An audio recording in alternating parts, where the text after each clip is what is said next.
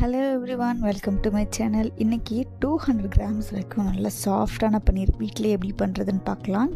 இதுக்கு 1 லிட்டர் நல்ல திக்கான பால் எடுத்து சூடு பண்ணிக்கலாம். இது ரொம்ப கொதித்து பொங்கி வரணும்னு அவசியம் இல்லை. இதை லைட்டாக அப்பப்போ இது மாதிரி கிளறி விட்டுட்டு இருந்தாலே கொஞ்சம் நேரத்துலேயே இந்த அளவுக்கு நல்லா ஃப்ராத்தியாக வந்துடும். இது கரெக்டான ஸ்டேஜ். இப்போது பன்னீர் செய்கிறதுக்கு ஒன்று லெமன் ஜூஸ், வினிகர் அல்லது தயிர் ஏதாச்சும் ஒன்று யூஸ் பண்ணி இந்த பாலை தெரிய வைக்கணும். நான் லெமன் ஜூஸ் ஆட் பண்ணியிருக்கேன். லெமன் ஜூஸ் ஆட் பண்ணிட்டு லைட்டாக இந்த மாதிரி மிக்ஸ் பண்ணிட்டா கொஞ்சம் நேரத்துலேயே வே வாட்டர் தனியாக, மில்க் ஃபேட் தனியாக செப்ரேட் ஆகி வந்துடும். இதை ஒரு பன்னீர் மேக்கரில் ஃபில்டர் பண்ணி எடுத்துக்கலாம். பன்னீர் மேக்கரில் ஒரு மஸ்லின் கிளாத் போட்டு இந்த வே வாட்டரை நல்லா ஃபில்டர் பண்ணி எடுத்துக்கலாம். இந்த வே வாட்டரை நம்ம வேறு ஏதாவது குக்கிங் கூட யூஸ் பண்ணிக்கலாம். ஸோ கொஞ்சமாக எடுத்து வச்சுக்கலாம். அடுத்து மீதி இருக்கிற பன்னீர் எல்லாத்தையுமே இதில் ஃபில்டர் பண்ணிடலாம்.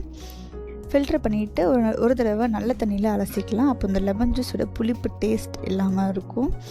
அலசிட்டு இதை எல்லா பக்கமும் இருந்து சீல் பண்ணிவிட்டு மேலே ஒரு லிட்டு போட்டு மூடி மேலே ஒரு வெயிட்டு தூக்கி வச்சிடலாம். ஒரு 30 மினிட்ஸ் போல் ரெஸ்ட் பண்ண விட்டுட்டோன்னா பன்னீர் நல்லா செட் ஆகி இருக்கும். இப்போது 30 மினிட்ஸ்க்கு அப்புறமா பன்னீர் நல்லா செட் ஆகிடுச்சு. இதை அன்மோல்ட் பண்ணிடலாம்.